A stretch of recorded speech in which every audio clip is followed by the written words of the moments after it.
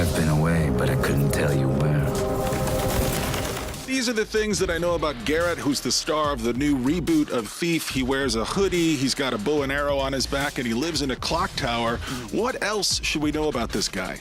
Well, he's not your classic kind of hero. He's kind of this anti-hero. He comes from the original series, for those who haven't played it. He's just a special kind of character you can kind of associate yourself with, kind of this loner type, but he still has his motivation. He wants to steal, but at the same time, you know, he gets himself into trouble and he has to get out of them. So I think he stands out from all the classic hero types that you'd find out there. The powers have shifted. New breeds replaced the old.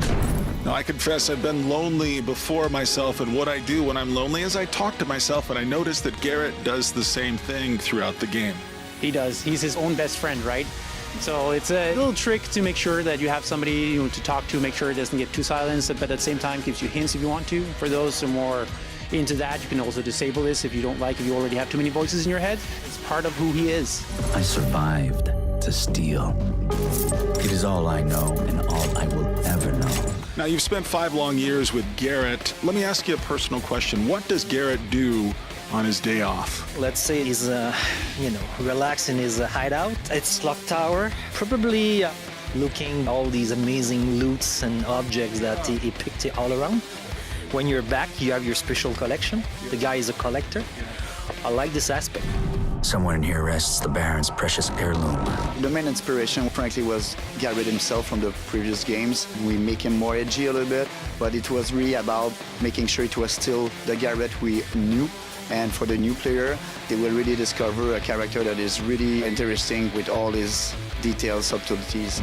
If you got a job for me, let's hear it. Now, Garrett obviously looks very cool. He's kind of like Batman without the mask and everything, but he also seems terribly vulnerable at certain points. Tell me about that. We wanted to make sure that he's not only just a superhero someone. Garrett is a human. He has his weakness, has his strength. So on that side, we wanted to play on that. We wanted the player to also relate to him as something, and at the end we want the player to become Garrett, and this was really important for us to make sure that it was not only a mechanic, but it has a big personality, that the body awareness, we're a first-person game, but we'll also put a lot of effort on the body awareness, the hands. I think you can see this personality within the hands when it's climbing a wall, when it's doing a peek.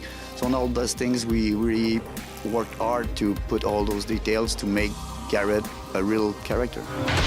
Time to vanish. So Garrett, obviously, he's a bad guy, but he's a good guy, but he's also a bad guy. We still feel sympathy for him, even though he's doing something that we put people in jail for. How did you guys manage to pull that off?